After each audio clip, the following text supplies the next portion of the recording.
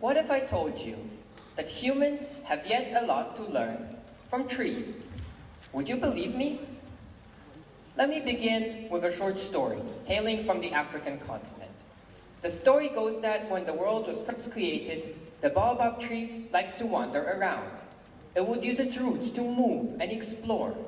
However, the baobab's constant curiosity caught the attention of God, who was so annoyed by its journey that he took the baobab tree and he flipped it upside down so that its roots were up in the air. This leads me to the topic I would like to discuss with you today. How do our roots define us? And is it possible for us to put our roots up in the air? But first, let me clarify something. When I speak of having our roots up in the air, I don't only mean belonging to more than one place in the world. I would like to entangle another possible interpretation. I believe that having our roots up in the air also entails being open-minded. Being open to other cultures and traditions, being open to understanding other people's experiences, and most importantly, having an open heart and being able to respect everyone, no matter how they differ from ourselves. Because in the end, we're all human. We all share the same root, the root of humanity. However, to truly understand this, we have to look beyond ourselves. Let's direct our attention to the kingdom of plants for a moment. If you look at the presentation behind me, you'll see two sets of roots. They look almost identical, and you're likely to believe that they belong to plants of the same species. However, you couldn't be farther from the truth. Still think that it's the same plant?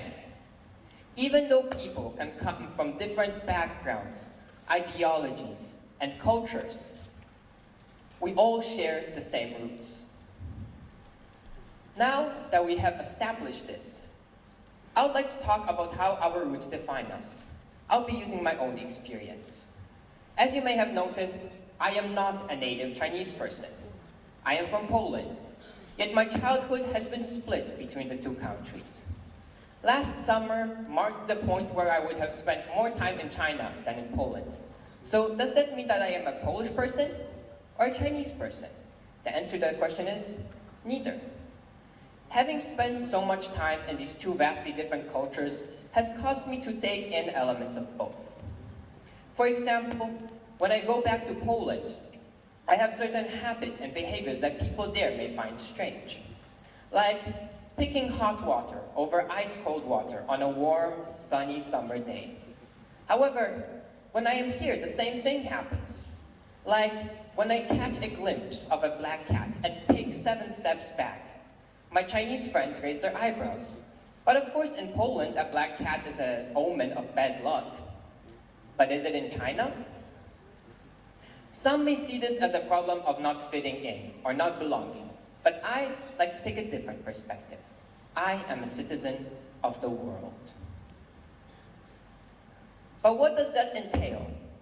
Being a citizen of the world does not mean that you have to discard your own culture for others.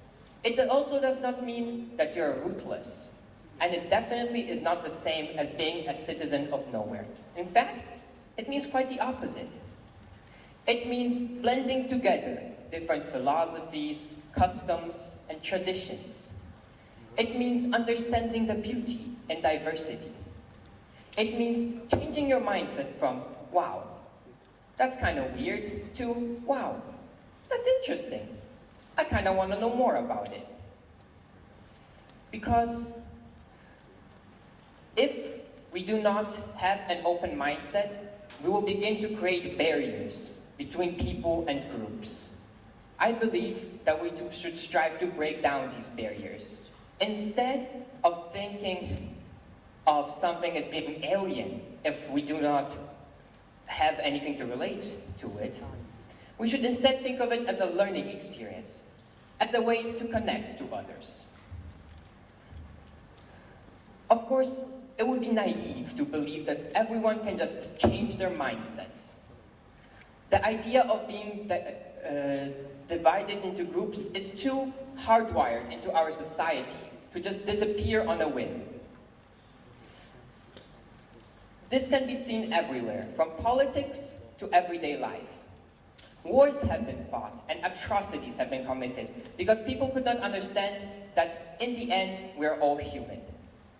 However, if we all gather the strength to lift up our roots, we will be able to grow towards each other, just like the baobab tree, which finds strength not in being stuck in one place, but in reaching upwards.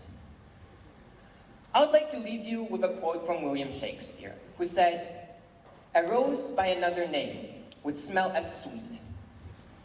This makes me wonder, would a rose of another color, another ethnicity, or from a different part of the world still smell as sweet?